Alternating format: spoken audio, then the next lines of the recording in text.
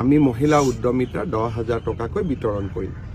বাকি সমষ্টিবিলাকতো আমি এনেকুৱা একোটা অনুষ্ঠান আয়োজন কৰিম।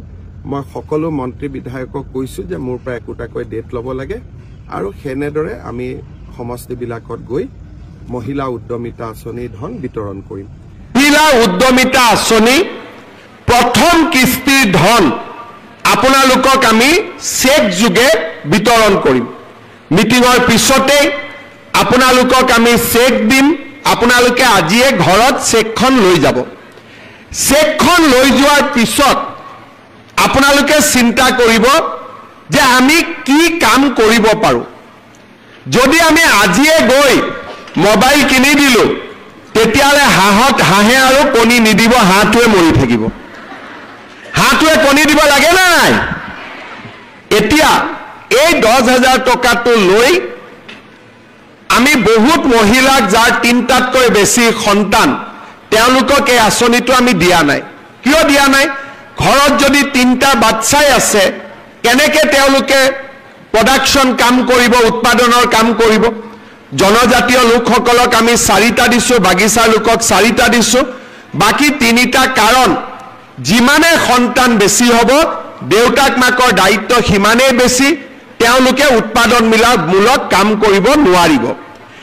আমাৰ আঁচনিটোৰ লক্ষ্য হৈছে যে আমি আপোনালোকক আজি 10,000 টকা আপোনালোকক দিম আৰু আপোনালোকে অহা 1 বছৰ এই 10,000 টকাটো সৎ ব্যৱহাৰ কৰিব। কোনোবাই শালত দিব, কোনোবাৰ গিৰিয়েক বা স্বামীৰ ব্যৱসায় আছে তাতে 10,000 টকাটো দিব, কোনো আপত্তি নাই। বেয়া কামত খৰচ কৰিব নালাগে, ভাল কামত খৰচ কৰাত কোনো আপত্তি নাই। ঘৰত যদি মোৰ বাগিচা আছে, ক্ষুদ্ৰ চাহ খেতি আছে তাতো লগাই দিয়ক, কোনো অসুবিধা নাই। শালত কৰক, মুৰ্গী কৰক, কণী কৰক, ব্যৱসায় কৰক। 1 বছৰ পিছত আমি আপোনালোকৰ ঘৰে ঘৰে আহি পৰীক্ষা কৰিম। আমি আপোনালোকক সুধিম যে আপোনালোকে টকাটো ক'ত ব্যৱহাৰ কৰিলে। যিসকল আই মাতৃয়ে এই টকাটোৰ সৎ ব্যৱহাৰ কৰিব অহা বছৰ তেওঁলোকক আমি 25,000 টকাকৈ তেওঁলোকক আমি আগবঢ়াম। এই 25,000 টকাৰ 12,500 মই বেংকৰ পৰা আনি দিম, 12,500 চৰকাৰৰ পৰা দিম। চৰকাৰৰ টকাটো ঘূৰাই দিব নালাগে, বেংকৰ টকাটো ঘূৰাই দিব লাগিব, কিন্তু সুদ দিব নালাগে। বেংকৰ সুদটো চৰকাৰে দিব, মাত্ৰ মূলটো আপোনালোকে ঘূৰাই দিব। আৰু যিসকলে সুন্দৰভাৱে এই 25,000 টকাৰ সৎ ব্যৱহাৰ কৰিব তেওঁলোকক তৃতীয় বছৰটোত আমি 50,000 টকা কৰি আমি আগবঢ়াম। হাঁহে যেনেকৈ কণী পাৰে এই 10,000 টকায়ো দুবাৰ কণী পাৰিব। এবাৰ 25,000ৰ কণী পাৰিব, এবাৰ 50,000 টকাৰ কণী পাৰিব। কণী পাৰিব লাগে নে নাই? লাগে। যদি কণী পাৰিব লাগে আমাৰ হাঁহটোক অলপ খাদ্য বস্তু খুৱাব লাগিব। আৰু তাৰ অৰ্থটোৱে হ'ল যে এই টকাটোৰ আপোনালোকে সৎ ব্যৱহাৰ কৰিব লাগিব। কাকো খুৱাব নালাগে, মাত্ৰ নিজে নাখালে হ'ল, নিজে ইয়াক ভাল কামত লগালে হ'ল। কোনে কোনে ভাল কামত লগাব? চবে লগাব। আৰু কোনে কোনে মোবাইল কিনিব? যোনে মোবাইল কিনিব তাক মই আৰু 2,000 টকা দি দিম যাতে ভাল মোবাইল এটা পায়। কোনে কোনে মোবাইল কিনিব? পিছফালে কোনোবাই মোবাইল কিনিব নেকি? নিকিনে। কোনে কোনে নিকিনে? হাত ডাঙক। আচ্ছা, ৰঞ্জিত দা, মোবাইল দোকানীটো ব্যৱসায় বেয়া হৈ গ'ল। এতিয়া মোবাইল দোকানীবিলাকে নকলে হ'ল মামাক অহাবাৰ ভোট নিদিওঁ বুলি। চবে আশা কৰি আছে যে আজি উদ্যমিতাৰ টকা হ'ব, আই মাতৃসকলে ফেচবুক চাবৰ কাৰণে মোবাইল কিনি ল'ব। নিকিনিব দেই কোনেও, ঠিক আছে? ভাল কৰি টকাটো ব্যৱহাৰ কৰক।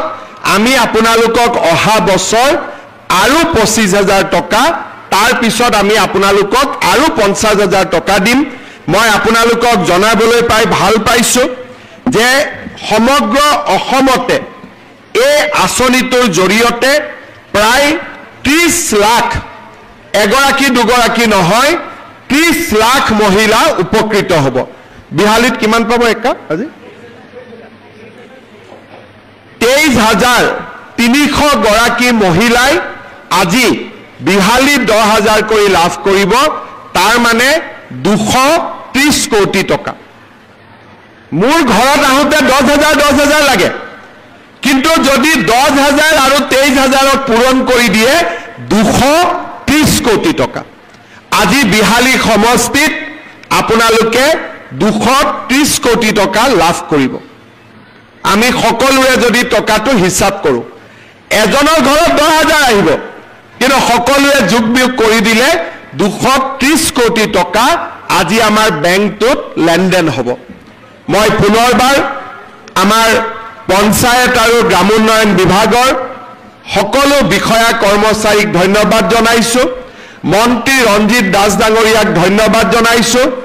এই আঁচনিটো সুন্দৰভাৱে আগবঢ়াই লৈ যোৱাৰ বাবে মই আপোনালোক সকলোকে অনুৰোধ কৰিম, আমাৰ মন্ত্ৰী ৰঞ্জিত দাস আৰু ডিপাৰ্টমেণ্টৰ বিষয়াসকলৰ কাৰণে আপোনালোকে এটা ডাঙৰ হাত চাপৰি বজাই দিয়ক। আমাৰ এই আঁচনিটো বিহালীত প্ৰথম হ'ল, আৰু বিহালীত এই আঁচনিটো ৰূপায়ণ কৰাৰ বাবে মই আমাৰ সাংসদ ৰঞ্জিত দত্ত আৰু বিধায়ক দিগন্ত ঘাটোৱাল ডাঙৰীয়াকো ধন্যবাদ জনাইছোঁ।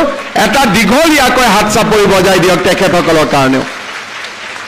আপোনালোকে যিমানে উৎসাহ দিব, আমাৰ মানুহে সিমানে দুগুণ উৎসাহেৰে কাম কৰিব। আপোনালোকে আমাক যেতিয়া আশীৰ্বাদ কৰে, আমাক আপোনালোকে ভোট দিয়ে, তেতিয়া আমি আপোনালোকৰ কাৰণে দুগুণ উৎসাহেৰে কাম কৰাৰ বাবে চেষ্টা কৰোঁ। আপোনালোকে আশীৰ্বাদ দি থাকিব, যাতে অনাগত দিনতো আপোনালোকৰ কাৰণে আমি এনেকৈ কাম কৰি গৈ থাকিব পাৰোঁ, আমি এখন নতুন অসম নিৰ্মাণ কৰিব পাৰোঁ আৰু আমাৰ অসমখনক আগুৱাই লৈ যাব পাৰোঁ। বিহালীত আমাৰ সমজিলা হ'ল, খুব কম দিনৰ ভিতৰতে বিহালীত আমাৰ ৰেভিনিউ চাৰ্কুল এটা হ'ব গৈ আছে। ইলেকশ্যনৰ সময়ত মই 100 কোটি টকাৰে বিহালীৰ ৰাস্তা ঘাট বনোৱাৰ প্ৰতিশ্ৰুতি দিছিলোঁ। 50 কোটি টকা মই মুকলি কৰি দিছোঁ, আৰু কম দিনৰ ভিতৰতে আৰু 50 কোটি টকা মই বিহালী সমষ্টিলৈ মুকলি কৰি দিম। বিহালীত নতুন কলেজ হ'ব, আৰু ইলেকশ্যনৰ সময়ত মই আপোনালোকক কৈছিলোঁ যে ৰেলৱে ষ্টেচনত ৰেল ৰখাব লাগিব, তাৰো কাম মই কৰি আছোঁ। ভগৱানে কৰিলে সেই কামো আপোনালোকৰ হৈ যাব। অৰ্থাৎ যি কথা কওঁ সেই কথাবিলাক আমি পূৰণ কৰোঁ। কংগ্ৰেছীয় মানুহবিলাকে মোক মাজে মাজে কৈ থাকে, এই হিমন্ত বিশ্ব শৰ্মাৰ সপোনত যি দেখে তাকে কৈ থাকে। আৰু সঁচা কথা, মই সপোনত যি দেখোঁ ৰাতিপুৱা তাকে বাস্তৱত ৰূপায়ণ কৰাৰ বাবে চেষ্টা কৰোঁ। সেইকাৰণে যিবিলাক কাম কংগ্ৰেছে অসম্ভৱ বুলি ভাবে, মই তাক সম্ভৱ বুলি ভাবোঁ। কাৰণ মই বিশ্বাস কৰোঁ আমি সকলোৱে লগ লাগি আমি আকাশো চুব পাৰোঁ। যোৱা কেইদিনমান আগত এডভান্টেজ অসম সন্মিলন হৈছিল। 5,25,000 কোটি টকা অসমত বিনিয়োগ হ'ব। আমাৰ ল'ৰা ছোৱালীয়ে কাম কাজ পাব। আৰু মই সেই সন্মিলনতে কৈছিলোঁ যে অসমৰ 40 লাখ আত্মসহায়ক গোটৰ সদস্যসকলক যদি আমি ভালকৈ উৎপাদনমূলক কামত ব্যৱহাৰ কৰিব পাৰোঁ, অসমে এক নতুন দিগন্তলৈ গতি কৰিব। আজি আপোনালোকক আমি 10,000 টকা ব্যক্তিগত ৰূপে দিছোঁ, কিন্তু গ্ৰুপৰ জৰিয়তে আপোনালোকে যি লোন পাব লাগে, ৰিভলভিং ফাণ্ড পাব লাগে, এইবিলাকো আপোনালোকে পাই থাকিব। অৰ্থাৎ এই আঁচনিটো পোৱাৰ কাৰণে আপোনালোকৰ সহায় হ'ব, কিন্তু তাৰ লগে লগে আপোনালোকে আমাৰ গ্ৰুপবিলাকৰ জৰিয়তে বিভিন্ন ধৰণে আপোনালোকে সহায় পাই থাকিব।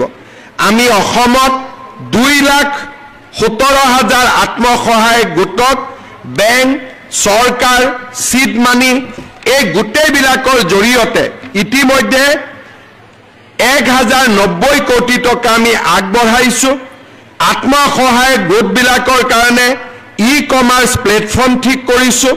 আৰু মই অত্যন্ত আনন্দিত যে আমাৰ অসমত আমি বেংকৰ জৰিয়তে মহিলা গোটসমূহক 17,000 114 কোটি টকা ঋণ দিছিলোঁ আৰু আচৰিত পাব যে মহিলাসকলে 99% 99% মহিলাই বেংকক লোন ঘূৰাই দিছে আজি আমাৰ অসমৰ মহিলাৰ শক্তি 17,000 কোটি টকা বেংকৰ পৰা লোন লৈছে কোনেও বেংকৰ টকা খোৱা নাই তেওঁলোকে বেংকক টকা উভতাই দিছে মই ভাবো সেই ধৰণে আজিও যদি এই ধৰণে আমি এই 10,000 টকাৰ উচিত ব্যৱহাৰ কৰোঁ ভৱিষ্যতে 25,000 টকাৰ বাবে নিজকে যোগ্য কৰি তোলো আৰু ভৱিষ্যতে 50,000 টকালৈকে নিজক যোগ্য কৰি তোলো তেতিয়াহ'লে আমি সঁচাখচি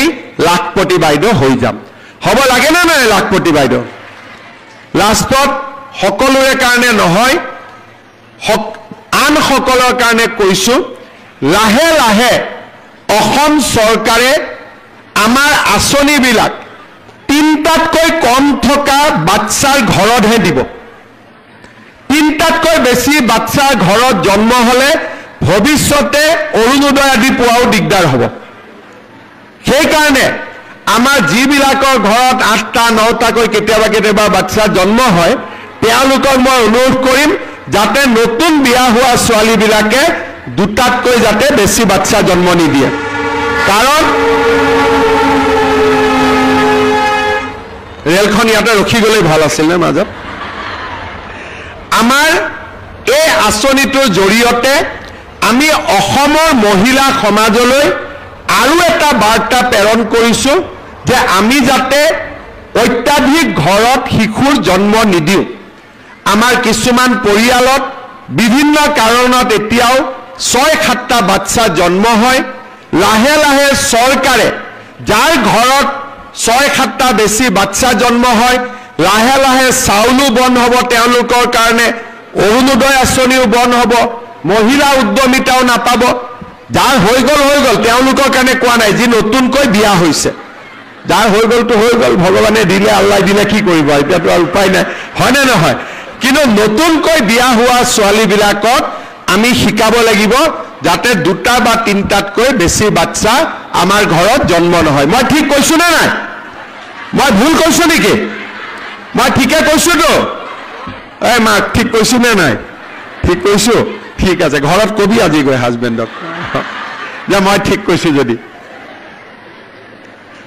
ঠিক কৈছো নে নাই একদম আজি ঘৰত গৈ কবি দেই সবৰ পৰিয়াল 2টা বা 3টা আৰু চৰকাৰী আঁচনি আহিব নিযুত মইনা আহিব ল'ৰা ছোৱালীক পঢ়াম বিনামূলীয়া চাকৰি পাম তাৰ লগত বিনিয়োগ হ'ব উদ্যোগ হ'ব আমাৰ অসমখন আগবাঢ়ি যাব তাকে মই পুনৰ কামনা কৰিছো আৰু বিহালীৰ ৰাইজক মই ধন্যবাদ জনাইছো যে আপোনালোকে আমাক আশীৰ্বাদ কৰিছিলে আজি 1 এপ্ৰিল তাৰিখে